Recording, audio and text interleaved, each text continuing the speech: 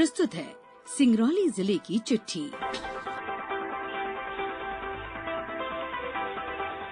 Northern coalfields limited NCL Singrauli जिले की कृति महिला मंडल की ओर से हर घर दिवाली अभियान के तहत बिरकुनिया में विद्यार्थियों एवं शिक्षकों को दिया, बाती, तेल व मिष्ठान वितरित किए गए। गौरतलब है कि कृति महिला मंडल ने पूर्व में भी जरूरतमंद लोगों को राशन सामग्री, मास्क, सैनिटाइजर, स्वच्छता किट तथा अन्य आवश्यक सामग्रियों का वितरण किया है।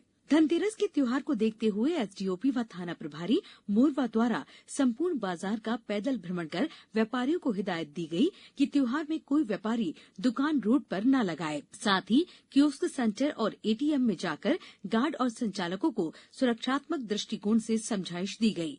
पुलिस दल ने अजनबी व संदिग्धों को रोककर पूछताछ भी की। गौरतलब है कि आगामी त्योहार के मद्देनजर मोरवा पुलिस द्वारा तमाम सुरक्षात्मक कदम उठाए जा रहे हैं।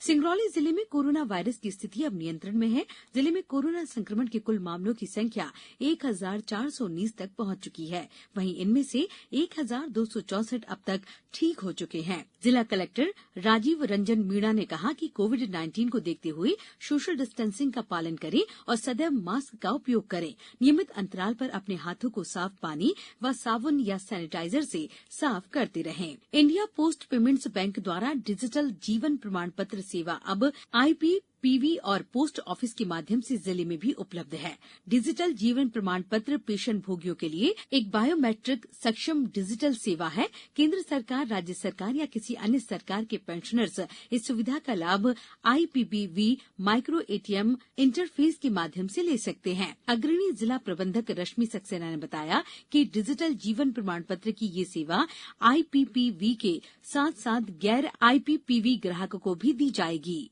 जिले में विदेशी पटाखों के विक्रय पर रोक लगाने एवं दुकानों की जांच हेतु दलों का गठन किया गया है। इन दलों को निर्देश दिए गए हैं कि निरीक्षण के दौरान यदि किसी पटाखा विक्रेता द्वारा विदेशी आयातित पटाखों का विक्रय किया जाना पाया जाता है तो संबंधित विक्रेता के विरुद्ध विस्फोटक अधिनियम के तहत आपराधिक प्रकरण दर्ज कराया जाए। कोल इंडिया लिमिटेड की सहयोगी कंपनी एनसीएल द्वारा स्किल इंडिया मुहिम को आगे बढ़ाते हुए शुरू किए गए औषधीय और खाद्य मशरूम की खेती तथा प्रसंस्करण पर 2 महीने के प्रशिक्षण शिविर का उद्घाटन सिंगरौली कलेक्टर राजीव रंजन मीणा ने किया। उन्होंने किसानों को आत्मनिर्भर बनाने की दिशा में उठाए गए इस महत्वपूर्ण कदम की सराहना की। साथ ही उन्होंने प्रशिक्षित किसानों को स्थानीय प्रशासन की ओर से हर संभव सहयोग देने का आश्वासन दिया। ये प्रशिक्षण शिविर IITVHU इंक्यूबेशन सेंटर के सहयोग से आयोजित किया जा रहा था। कलेक्टर सभागार में जिला पंचायत के मुख्य कार्यपालन अधिकारी साकेत मालवीय की अध्यक्षता में जिला बाल संरक्षण समिति की बैठक हुई।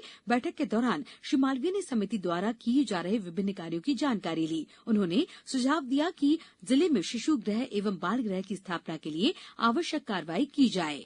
मध्यप्रदेश भूमि स्वामी एवं बटाईदारों के हित संरक्षण अधिनियम 2016 के तहत जिले में भी भूमि बटाई पर दिए जाने की मान्यता प्रदान की गई है।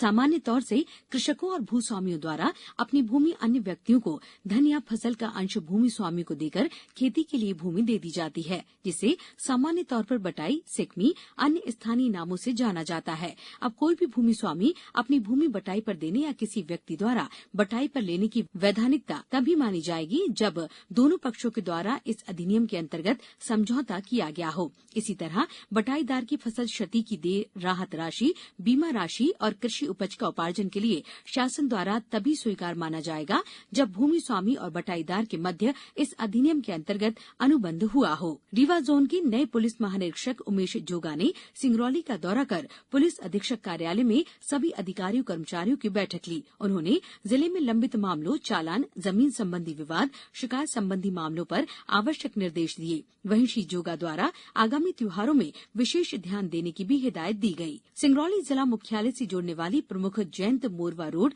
आज बदहाल हो चली है। इस सड़क के माध्यम से भारी वाहनों से कोयला का परिवहन एनसीएल परियोजना से मोरवा रेलवे स्टेशन की साइडिंग पर किया जाता है। सिंगरौली जिले की चिट्ठी समाप्त हुई।